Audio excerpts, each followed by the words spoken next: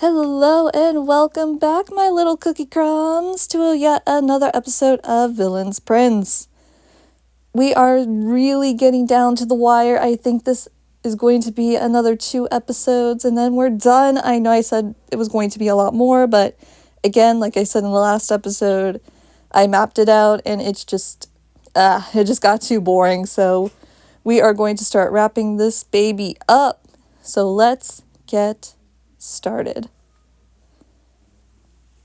It was a very sad and melancholy day in the kingdom. Funerals were being held all around for lost loved ones who were in the royal guard, whose lives were taken by pro-heroes and by All Might. But their deaths weren't the only ones that they were mourning. The kingdom was mourning the loss of their beloved kings. The kings who had saved them, the kings who had guided them to a place of haven, their kings who had given them a chance at another life, their kings who had given them everything, their beloved, now fallen kings. They couldn't imagine how their prince felt. When the war had ended, bodies were retrieved quietly and in secret. The king's bodies were rightfully returned to the palace. They had a small viewing once the bodies were cleaned up and didn't look all mangled and gnarly. The young prince had been in a daze. There was no emotion in his beautifully bright emerald eyes. His eyes were a dull jade color. They had hoped that after the funeral, they would see light return to those beautiful eyes once more. They didn't crowd their prince. They didn't want their poor, beloved prince to be overwhelmed. Not today. Not as they were laying their king down to rest. And not just their king, his kings, his fathers, the ones who had taken him in and given him everything. Izuku had cried all night long, saying how it was his fault if he hadn't wanted to go up to the surface. Everyone had tried to reassure the young prince that it wasn't his fault, that it was All Might's. It was All Might who came out of retirement, All Might who decided to declare war on them. Their prince was not to blame for their deaths. Izuku didn't see it that way. He wished so badly that he could have been right by them as they... Izuku didn't want to talk or speak anymore, and he didn't. For days, he had this lifelessness to him. It was the day of their funeral, his father's funeral. Nomori had been helping Izuku get ready. She was the only one he was letting touch, other than Keigo, Dabi, and his cousins. Nomori had laid out an outfit for him. Black combat boots that looked exactly like Shota's. Neatly pressed pants and a dress shirt.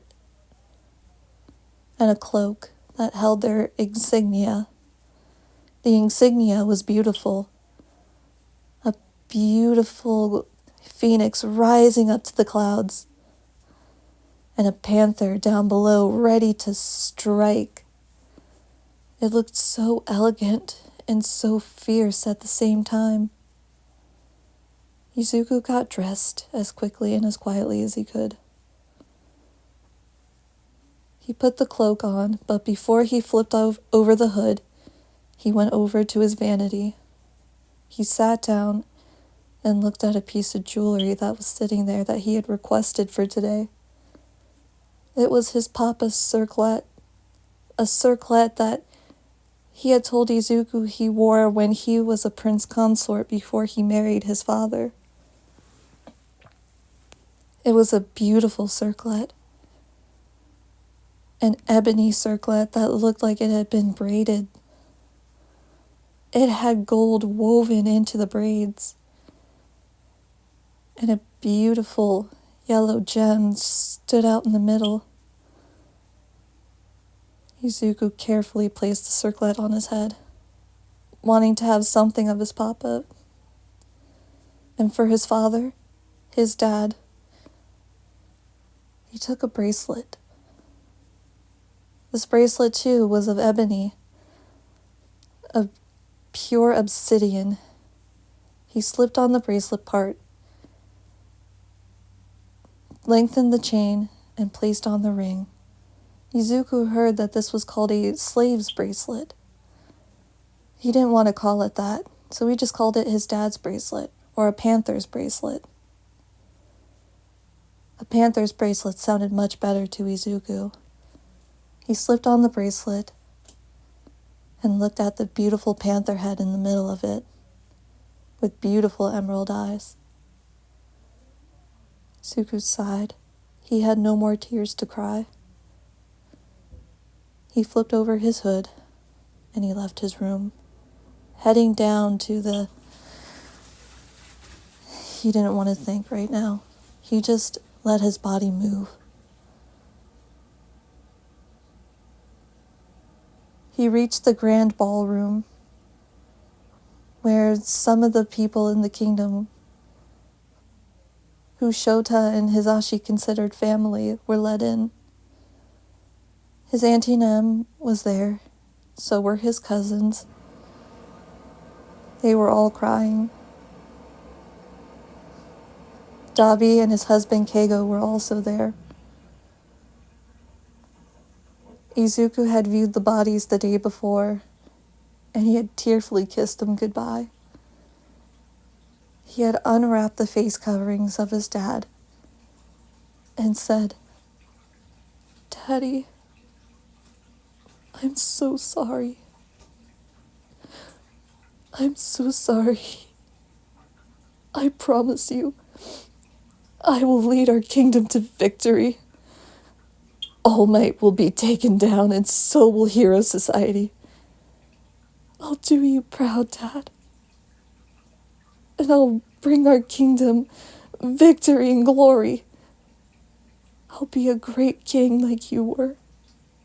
Gentle, kind, and fair, but firm and logical. I love you, Daddy." Izuku said tearfully. He kissed his daddy's cheek and recovered him. He went over to his papa and did the same thing. He uncovered his face and nuzzled his cheek. "Papa, oh Papa, thank you, Papa. Thank you for everything. You taught me so much. You were always there for me. You sang me lullabies when I was stressed out and when I couldn't sleep and when I had a nightmare. Oh, Papa. I'll make you proud too, Papa. I'll be a kind and gentle leader like you were. Oh, Papa, I love you so much. Goodbye. Find Daddy and be happy, okay? Watch over me and our kingdom." He kissed his papa goodbye and recovered him. With that, Dabi took the bodies away, and they were cremated, as they had in their will. The urns were placed in a beautifully made shrine. Izuku went up to the shrine, got on his knees, and bowed deeply. His people, his family, did the same thing. After a few moments of silence, they stood up, all of them each saying a word and a prayer before saying goodbye once and for all. The doors to the Grand Ballroom were locked for the day. letting his fathers rest in peace.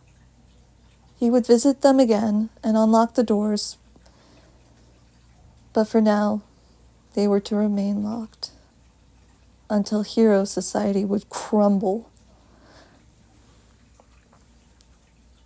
Come on, kid. We still have your coronation. Could we just skip it, please? I want to be alone. I know, sweetheart, Keigo said, but we need to get this over with, okay? Your dad's... I know. Oh, baby, I'm so sorry, Keigo said, hugging him. It's gonna be okay, kid. Your family's here and we'll take good care of you, Dabi said with promise. Yeah, we're not going anywhere, Denki said. Absolutely. We'll be right here with you. I know this day sucks, but at least...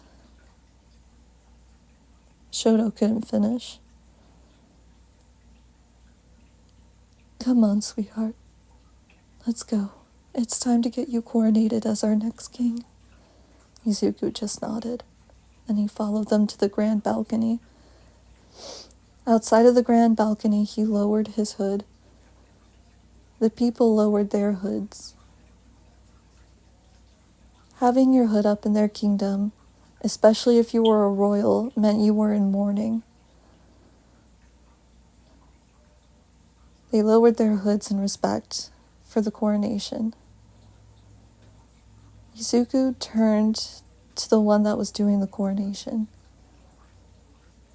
For Hisashi, the coronation was done by his father, but since his father was not here, he appointed Dabi to do his coronation. Dabi had accepted. It was an honorable feeling, but that feeling, it just wasn't there today.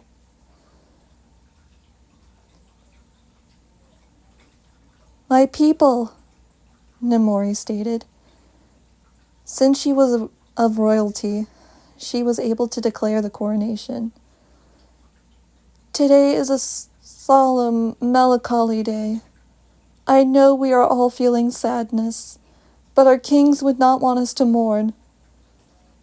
Our kings would want us to be happy and to acknowledge that on this day, on his 16th birthday, that our beloved prince, Izuku Aizawa, is being crowned king. The crowd cheered respectfully. Dabi then walked up. Keigo, with permission, gently took the circlet off of the kid's head and placed it gently onto a pillow. Denki carefully walked away with the circlet, and Hitoshi walked up with a new one. This circlet was just like his papa's, made of strong obsidian with braided, beautiful lines of jade and emerald. But at the end of the circlet dangled a beautiful, beautiful green gem that sparkled. It looked like a cat's eye or a panther's eye. Among the green was also a mix of blood red and yellow, a mix of his family. The circlet was beautiful. Dabi's voice rang out. Do you swear, Izuku Aizawa, to uphold the laws of our kingdom, to protect us and to lead us? I do. Do you, Izuku Aizawa, Prince of Villains, swear to uphold our society? I do. And do you, Izuku Aizawa, swear to rule with a gentle but iron fist, to love your people, to cherish your people, and to lead them to glory? I do. Izuku Aizawa, it is with the greatest honor I present to you this circlet. You may turn to your people. Izuku turned to his people and looked over at them on the balcony. "My people," he stated, "today should have been a happy and glorious day, but it is a day of loss and mourning. But it isn't all of loss and mourning. I know that if my fathers would hear, they would be behind me standing proudly. I am going to honor their memory and rule over you with a kind, gentle heart, but with a logical mind and an iron fist. Hero society will crumble and all might will fall." The crowd roared. "I swear to you, my people, their deaths will not be in vain. I will be the king like them, and not just them, I will be my own king. I swear to you, my people, this kingdom will never fall." The crowd roared again, but it didn't sound like roaring to Izuku.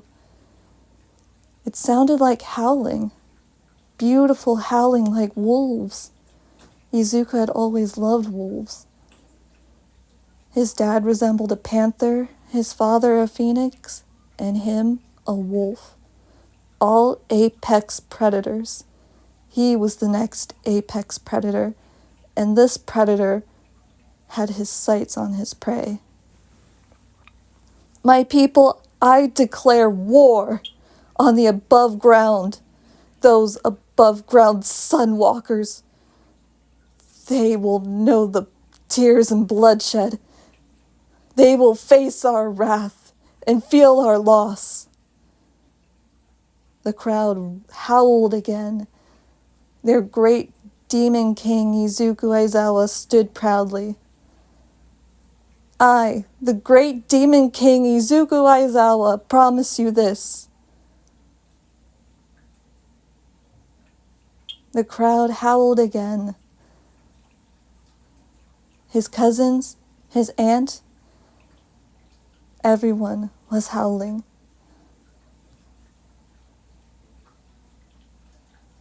Hero society was about to fall and a kingdom was about to rise. Izuku Aizawa, the new great demon king, was about to bring the world to its knees.